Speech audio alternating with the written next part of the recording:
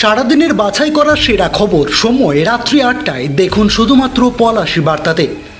বিজয় সংকল্প যাত্রায় কেশপুরীতে শুভেন্দু অধিকারী হিরণময় চট্টোপাধ্যায়ের সমর্থনে সভা করলেন। মেমারের কালশিতে একটি রাইস মিলে ভয়াবহ আগুন, শর্ট সার্কিট থেকে আগুন লেগেছে বলে প্রাথমিক অনুমান। তৃতীয় লিঙ্গ কর্মীদের হাতে মার খেল রেল পুলিশ কর্মীরা, বর্ধমানের ঘটনায় তোলপাড়।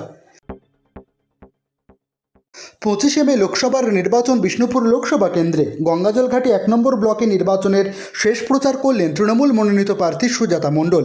মিছিলে কার্যত বিজয়ের উল্লাস। নিজের হাতে টিউবওয়েল টিপে এক পথচারী জল খাওয়াচ্ছেন পথ কুকুরকে, ভিডিও ভাইরাল হতে আবেগে ভাসল নেট দুনিয়া। বর্ধমানের 2 নম্বর ব্লকের বর্ধমান নবদ্বীপ রোডের উপর সোনাপলাশী বাসস্ট্যান্ডের ঘটনা।